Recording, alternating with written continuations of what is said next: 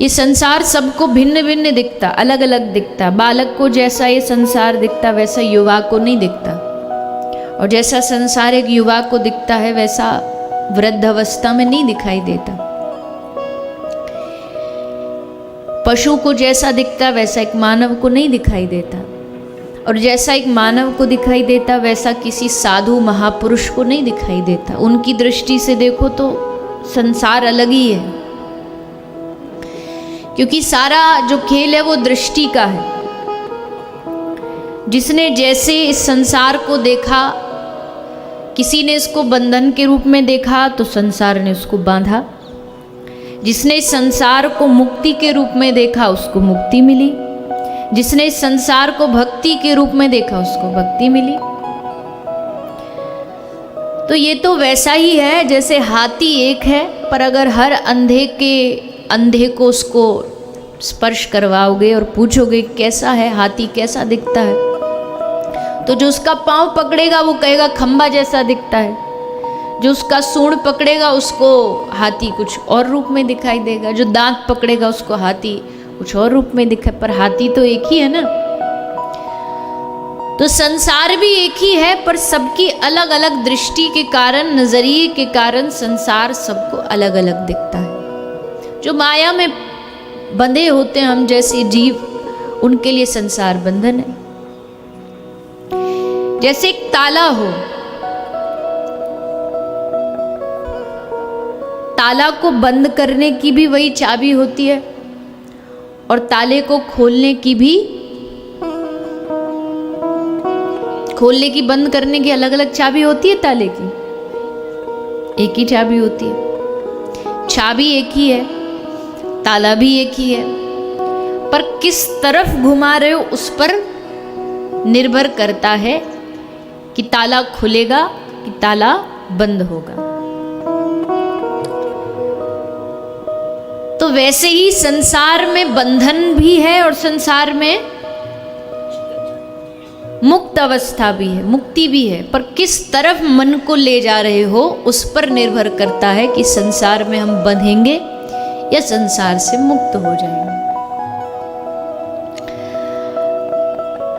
अब अगर भगवान के जो भक्त होते हैं उनकी नजर से देखो तो वो कहते भगवान बार बार हमको इसी धरती पे भेजना, हमको स्वर्ग नहीं चाहिए, हमको मुक्ति भी नहीं चाहिए, हमको जन्म जन्म इस धरती पे भेजना।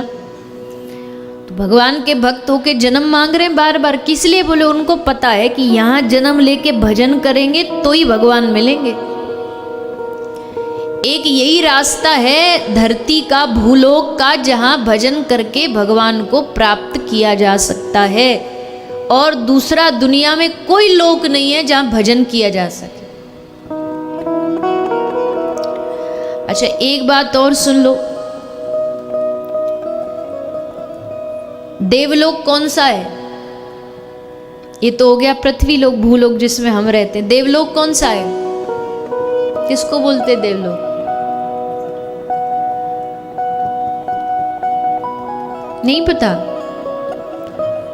मरने के बाद जहां सब चाहते हैं कि हम चले जाएं, कहां जाना चाहते हैं? हाँ, अब आए ना स्वर्गलोक। देवलोक है स्वर्गलोक। नाम सुने होंगे ना, एक होता है स्वर्ग और एक होता है नरक। अब नरक से जाने में तो सब डरते हैं, नरक में जाने में सब डरते हैं। बोले नहीं नहीं भैया, हमको नरक नहीं जाना, हमको कोई गलत काम नहीं करना। बात भी सही है, क्योंकि वहां बड़े भयानक दंड मिलते हैं। तो नरक जाने से डरते ना, जैसे जगत के लोग, साधारण लोग, भगवान का जो भक्त होता ना वो वैसे ही स्वर्ग जाने से भी डरता है।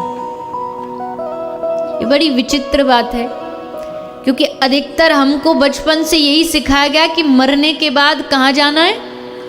स्वर्ग जाना है। अच्छे काम करो ताकि स्वर्ग पहुंच जाओ। पर भगवान के भक्त स्वर्ग जाने से भी डरते हैं। हमको नहीं जाना स्वर्ग। क्यों नहीं जाना स्वर्ग? ले नरक अगर भोग भूमि है तो स्वर्ग भी भोग भूमि है। पर फर्क दोनों में इतना, नरक में पाप भोगे जाते हैं और स्वर्ग में पुण्य भोगे जाते हैं। भोगना दोनों ही जगह, भोग भूमि दोनों ही जगह। अब कोई कहे कि जी पुण्य करके स्वर्ग चले जाओ और स्वर्ग में फिर भोग भोगते हुए भगवान का नाम जप कर लेंगे और भगवान को पालेंगे, लेकिन ये संभव नहीं है। देवता भगवान का भजन नहीं कर सकते, बहुत कटु सत्य है ये, बहुत कड़वा सच है। देवता भगवान का भजन नहीं कर सकते हैं, कुछ एक को छोड़ के। जैसे महादेव है, वो देवों के देव हैं, वो तो दिन रात भगवान के नाम में। पर स्वर्ग आदि के जो देव होते हैं भगवान का भजन नहीं कर सकते।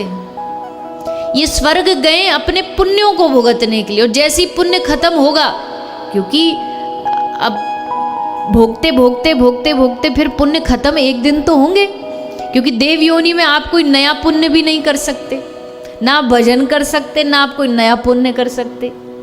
तो भोगते भोगते वो खत्म हो जाएंगे पुण्य फल, फिर पल खत्म होते फिर कहाँ जाएंगे, ले वापस धरती पे आ जाएंगे। कीड़ा बन सकते, मकोड़ा बन सकते, मानव बन। तो देव योनि भी है तो श्रेष्ठ, हम सब देवताओं का यजन करते हैं, लेकिन वैष्णव परंपरा में स्वर्ग भी भगवान की मिलन में बाधक होता है, बाधा होती है। इसलिए ना तो स्वर्ग ना नरक, हमें क्या चाहिए, हमें तो भगवान की शरण चाहिए। मानव योनि प्राप्त करके, अब ये नजरिया ही है, ये दृष्टि, और ये दृष्टि कौन देती है, ये दृष्टि भगवान की कथा देती है। ये भगवान के जो भक्त वैष्णव होते हैं वो ये दृष्टि देते हैं कि भैया पुण्य भी ज्यादा कमाना ठीक नहीं है। और अगर कमाने का मेरा मतलब ये नहीं है, बात को सही अर्थ में लेना, पुण्य कमाने का मेरा मतलब है दान कर रहे हो तो क्या सोच रहे हो, बोले इससे पुण्य मिल जाए, किसी की मदद कर दी पुण्य मिल जाए, ये सब नहीं सोचना। दान कर रहे हो, किसी की मदद कर रहे हो, तो भगवान से ये कहो प्रभु इसका कोई पुण्य मिलता भी हो तो वो भी आपके चरणों में समर्पित, हमें नहीं चाहिए। हमें इसके बदले में कोई पुण्यों की वो सब बांधनी नहीं अपने सर पे, हमें तो बस आपकी भक्ति मिल जाए, ऐसी कृपा हम पर करना। पर इस बात को सब लोग समझते नहीं, सब लोग को ये बात भाती भी नहीं, क्योंकि वो कहेंगे नहीं नहीं जी तुम चाहे कितना भी बोलो, हम तो स्वर्ग जाएंगे, हमें तो स्वर्ग जाना है। लेकिन भागवत कहती है कि इस भूलोक पर, इस धरती लोक पर जो भगवान ने बनाया है, इसमें जिसने भजन कर लिया उसको भगवान मिल जाएंगे, और जो यहाँ भी बस पाप और पुण्य के चक्कर में अटक गया तो फिर वो जीवन भर ऐसे ही पाप और पुण्य में अटका रहेगा, पड़ा रहेगा। तो भागवत सुनकर के पुण्य मिलता है कि नहीं मिलता?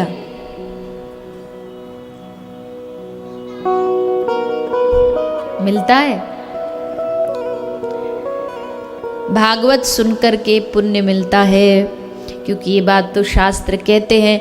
लेकिन देखो, अब एक दुकान पर, मिठाई वाले की दुकान पर जाओगे तो मिठाई वाले की दुकान पर काजू कतली भी मिलती है, रसगुल्ला भी मिलता है, इमरती भी मिलती है, गुलाब जामुन भी मिलती है, सब कुछ है उसके पास। पर आपको क्या चाहिए वो तो आप ही डिसाइड करोगे, वो तो आप ही निर्णय करोगे।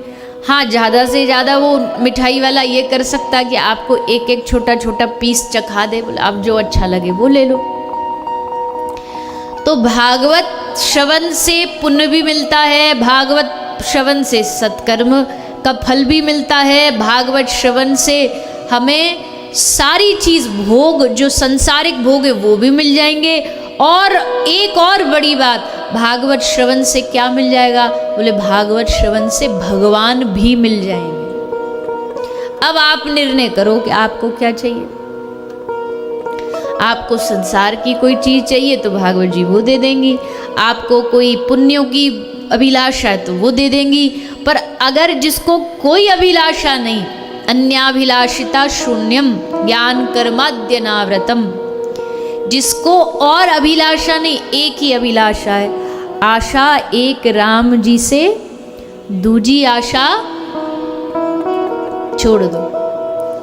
जिसको एक ही आशा बची हो ना, बोले हम चाहे कथा करें, चाहे हम कथा सुने, चाहे हम तीर्थ जाएं, चाहे हम बिहारी जी जाएं, चाहे हम वैष्णो देवी जाएं, दुनिया में कहीं भी जाएं, हमको इसका फल प्रभु इतना सही दे दो कि आप मिल जाओ हमको बस,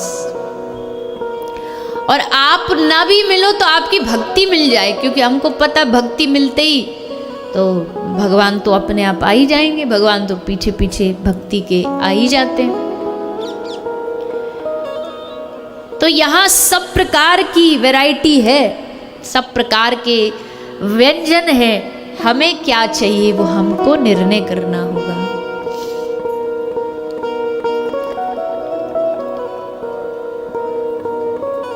श्रीमद् भागवत एक ऐसा ग्रंथ है जिसको सूत जी महाराज ने 88,000 ऋषियों को क्यों सुनाया। 88,000 ऋषियों के मन में इच्छा जागी कि प्रभु देखो दुनिया में कथा तो बहुत लोग सुनाते हैं, वेदों पे चर्चा करते हैं, शास्त्रों की चर्चा करते हैं, लेकिन हमें कोई ऐसी कथा सुननी है जो सरल भी हो, सहज भी हो, और उसकी गुणवत्ता मतलब उसमें जो गुण हो वो वेदों के ही बराबर हो। वेद बड़े श्रेष्ठ हैं, पर वेद की भाषा, वेद की शब्द इतने कठिन हैं, इतने भारी भरकम हैं कि हर एक की बुद्धि में आते नहीं। तो कोई ऐसी कथा सुनाइए जिसकी भाषा में सरलता हो, जिसका तत्व ऐसा हो जो हर कोई इंसान सहजता से अपने जीवन में ग्रहण कर सके। तब सूत जी ने कथा सुनाना आरंभ किया, श्रीमद् भागवत। और भागवत सुनाने के लिए जैसे ही सूत जी तैयार हुए तो कह रहे हैं सभी ऋषियों को कि हे ऋषियों, एक बार ऐसी ही घटना घटी कि सुखदेव जी कथा सुनाने के लिए तैयार हुए। राजा परीक्षित को सारी तैयारी हो गई। अब तैयारी तो क्या, उस समय सब तत्काल में हो जाता था, ना कोई टेंट लगना होता, ना कोई माइक चाहिए, ना कोई व्यवस्था चाहिए, ना प्रचार चाहिए। सुखदेव जी आए, पेड़ के वृक्ष के नीचे बैठे आसन लगा के और बोले आओ बैठो, अब तुमको 7 दिन कथा सुनाते हैं। तो जैसे सुखदेव जी तैयार हुए कथा सुनाने को, तो वहाँ कौन आए कथा सुनने के लिए? सारे के सारे देवता इकट्ठे होके आ गए और आके सुखदेव जी को बोले हमें कथा सुनाइए। और महाराज जानते हो, अगर आप हमको कथा सुना, हम ये नहीं कह रहे कि आप हमें यहाँ बैठ के कथा सुनाइए, कहाँ पेड़ के नीचे बैठ के आप कथा सुना रहे हो। ऐसी कोई इज्जत बनती है वक्ता की? चलो आपको स्वर्ग लेकर के चलते हैं।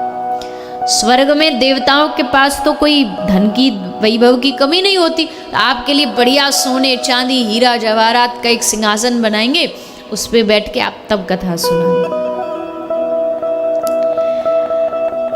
सुखदेव जी पहले तो सुनते रहे, जब तक ये देवता बोले सुखदेव जी ने सुना चुपचाप।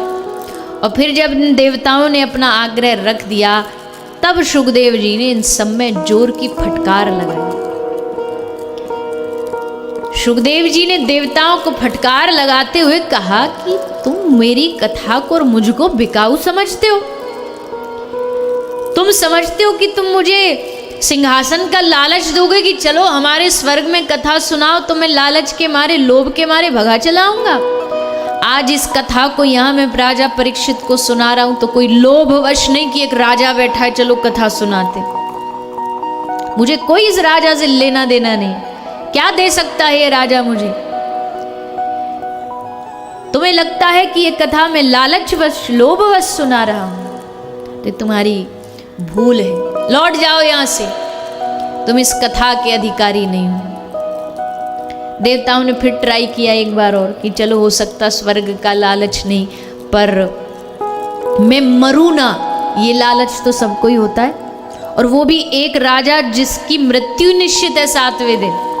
तो फिर देवताओं ने दूसरा लालच दिया, ले आप हमको कथा सुनाओगे तो उसके बदले हम आपको अमृत दे देंगे, क्योंकि अमृत तो देवताओं के पास ही है, दुनिया में और कहीं है ही नहीं, हमारे पास है, हम उसके मालिक हैं। आप चाहो तो लो, घड़ा लाएं संग में अमृत का ही ले लो और बदले में कथा सुना दो। तो सुखदेव जी ने क्या कहा?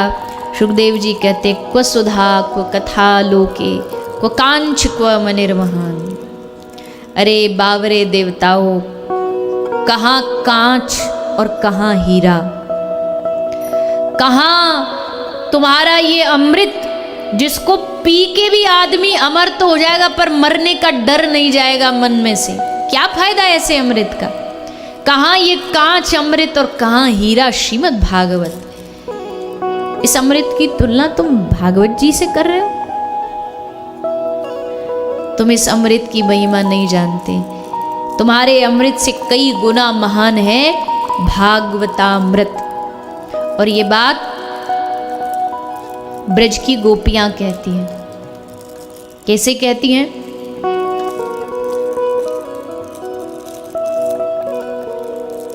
तब कथामृतम्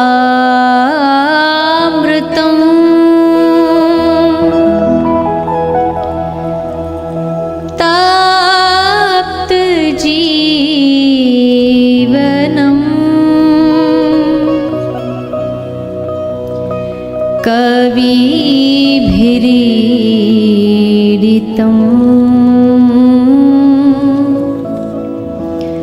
कल्मषापहम्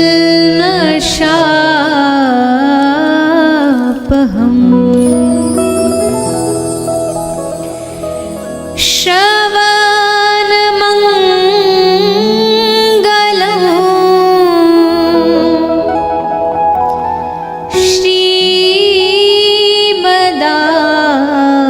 श्रीमदाततम्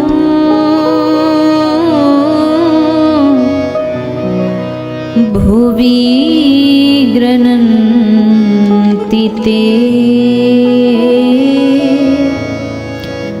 भूरिदा जना।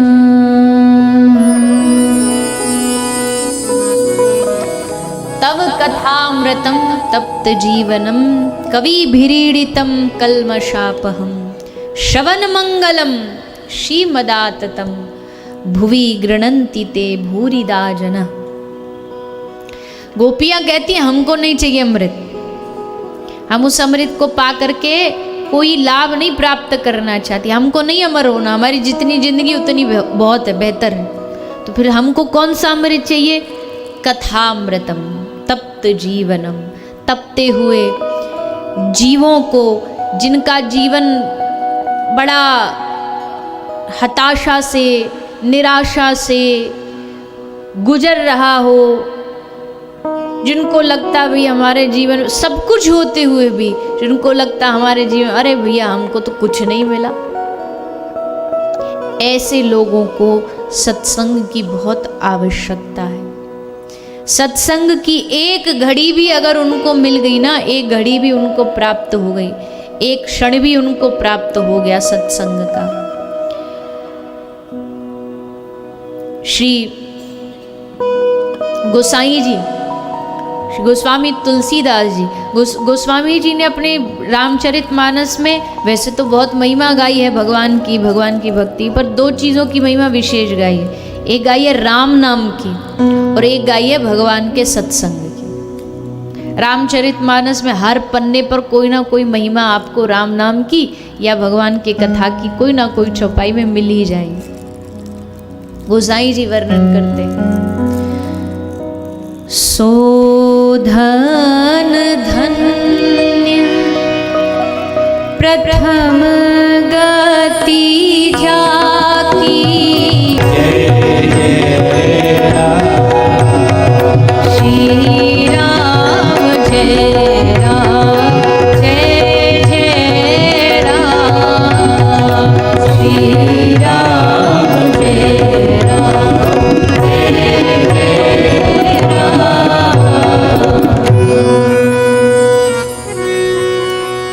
सो धन धन्य प्रथम गति जाकी। वो धन धन्य है जिसकी गति प्रथम गति मानी जाती है। वो बुद्धि धन्य है, धन्य पुण्य रति मति सोई पाकी। वो बुद्धि धन्य है जिसकी मति पुण्य कर्मों में लगती है। और फिर कहा धन्य घड़ी सोई जब सत्संगा। समय कौन सा धन्य है? बोले वो घड़ी, वो क्षण धन्य है जब किसी जीव के जीवन में सत्संग आता है। और धन्य जन्म द्विज भगति अभंगा। और जन्म वो धन्य है जिसके जन्म लेने के बाद जो निरंतर प्रभु की भक्ति करता है उसका जन्म धन्य है। तो समय की जो धन्यता है, देखो समय में 24 घंटे तो होते हैं सबके पास, और 24 घंटे में कोई बिरला ही होगा जो भजन 24 घंटे करता हो, नहीं तो हमारे तो 22 से 23 घंटे अपने जीवन में जाते हैं, अपने कामों में जाते हैं। मुश्किल से मुश्किल कोई भगवान की कृपा हो गई तो आधा एक घंटा भजन का मौका अवसर लोगों को प्राप्त होता है। पर वो अवसर भी अगर कुछ समय का कुछ क्षण का प्राप्त हो रहा है तो 24 घंटे में से बस वही घड़ी धन्य है, बाकी तो सब बस टाइम पास ही है। और लोग टाइम पास ही तो करते हैं। किसी से पूछो भैया कैसे हो, बोले बस ठीक है, काट रहे हैं समय। अब इस समय काट रहे हैं मतलब टाइम पास ही कर रहे हैं। अब समय काटने का मतलब कि भगवान ने आपको इतना ज़्यादा समय दे दिया कि आपको समय काटना पड़ रहा है, टाइम पास करना पड़ रहा है, पर क्या करें? बोले कुछ है ही नहीं करने को। करने को तो बहुत कुछ है, पर तुम करना चाहो कि ना करना चाहो वो तुम पे निर्भर करता है। करने को तो भगवान ने बहुत कुछ दिया, इतने सारे अपनी वाणी भगवत गीता दे दी, रामायण दे दी, भागवत दे दी, पढ़ो इसको। नहीं नहीं महाराज, ये तो हमारे घर में बस अलमारी में रखने के लिए काफ़ी है, या फिर कोर्ट में जाएंगे और वहाँ के लिए काम आएगी। कि कोर्ट में क्या वो रखवाते ना हाथ, बड़ी दुख की बात है ये सनातनियों के लिए कि गीता बस कोर्ट में हाथ रख के कसम खाने के लिए बस बची है, पढ़ते उसको है नहीं। फिर उस पर कसम खा के कहता हूँ जो कहूँगा सच कहूँगा, सच के सिवा कुछ नहीं कहूँगा। पढ़ तो लो उसको एक बार खोल करके, एक बार उसका अध्ययन तो कर लो। तो करने को तो बहुत कुछ है। करने को तो तुम्हारे घर में ठाकुर जी हैं, उनकी सेवा करो। जैसे एक बालक की देखभाल होती है ना अपने घर के ठाकुर की, वैसी देखभाल करनी पड़ती है। अब माता जानती है अब इस बच्चे को, बालक को दूध पिलाने का समय हो गया, अब इसको थोड़ा टहलाने का समय हो गया, तो वैसे तुम्हारे घर में जो गोपाल जी वो भी तो बालक ही हैं। उनकी हजारों प्रकार की सेवा हो सकती है, हजारों प्रकार से ध्यान रख सकते हो उनका। अब खिलाना है, अब सुलाना, अब जगाना है, अब इनके साथ थोड़ा बात करनी है, अब इनको थोड़ा घुमाना है, पर कहाँ करते हैं? और पूछो तो भैया हम तो बस टाइम पास कर रहे हैं। तो धन्य घड़ी सोई जब सत्संगा, जब भगवान की कथा सुनने को प्राप्त होती है वो घड़ी धन्य होती है। कथा से क्या होता है? बोले जीवन में भक्ति का प्रादुर्भाव होता है। और कल आपने कथा सुनी, श्री सूत जी महाराज ने चर्चा सुनाई देवी भक्ति की। भक्ति देवी ज्ञान वैराग के साथ उनकी पीड़ा को नारद जी के द्वारा दूर करवाती हैं। भागवत श्रवण करके ज्ञान वैराग की पीड़ा दूर होती है। और फिर गौकर्ण और धुंधकारी के उपाख्यान को सुना करके भी एक दृष्टांत दिया, एक शिक्षा दी कि भागवत श्रवण करने वाला कोई भी हो, कोई पापी भी क्यों ना हो, पर भागवत कथा आकर के वो अगर समर्पण भाव से सुनता है तो श्रीमद् भागवत उसका उद्धार करती हैं, उस पर कृपा करती हैं। तो ये प्रसंग भी कल आप सभी ने, हम सभी ने सुना। आगे भागवत का प्रथम स्कंद शुरू होता है और पहले स्कंद में श्री व्यास जी महाराज भागवत का, श्रीमद् भागवत का मंगलाचरण करते हैं। भागवत में 3 बार मंगलाचरण आया है।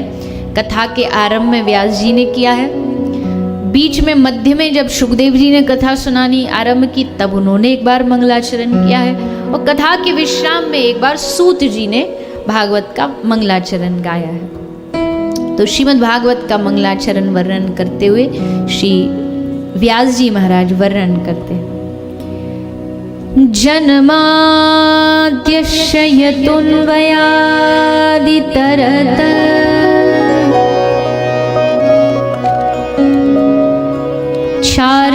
चार्थेष्व भिक्यस्वरा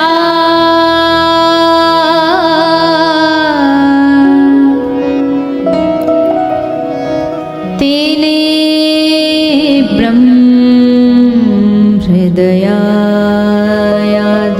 भये मुह्यन्ति सूरया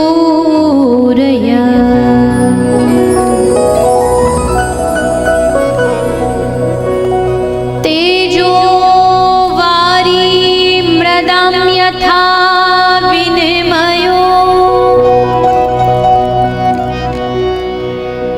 यत्र त्रिसर्गो मृषा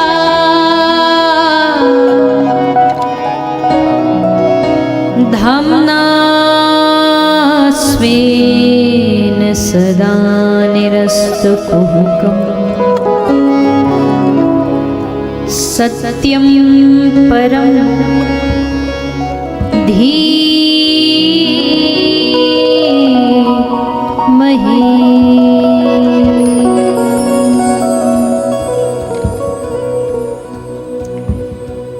श्री व्यास जी महाराज भागवत का आरंभ भगवान की स्तुति करते हुए करते हैं, पर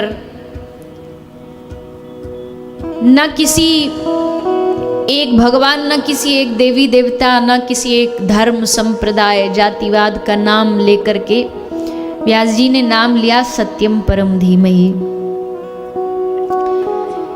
व्यास जी चाहते थे कि ये भागवत कथा को सब कोई सुने, हर व्यक्ति सुने, हर धर्म का व्यक्ति सुने, हर संप्रदाय का व्यक्ति सुने, हर देवी देवता को मानने वाला सुने।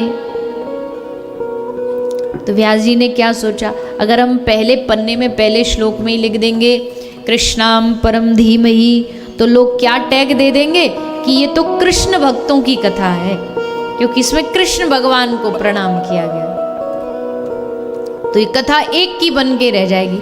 अगर हम लिख देंगे रामाम परम धीमहि, तो रामानंदी लोग ये दावा पेश करने लग जाएंगे कि हमारी भागवत जी है, क्योंकि राम जी को प्रणाम किया गया। तो क्या लिखूं जो किसी एक विशेष देवी देवता का नाम ना लिया जाए? तो बड़ी चतुरता से व्यास जी ने लिखा सत्यम परम धीमहि। अब सत्य तो भगवान किसी भी रूप में हो सकते हैं। कल आपने सुना सत्य जिसका विनाश ना होता, तो इस दुनिया में विनाश किसका नहीं होता? भगवान का नहीं होता, राम का नहीं होता, कृष्ण का नहीं होता। तो बड़ी चतुरता से श्री व्यास जी ने लिखा सत्यम परम धीमहि कि भैया इस भागवत को लेकर के लड़ाई झगड़ा मत करना कि ये हमारी है, ये हमारी है, ये तुम्हारी है। भागवत सबकी है। भागवत का मंगलाचरण सबको प्रणाम कर रहा है, सबको न्योता दे रहा है।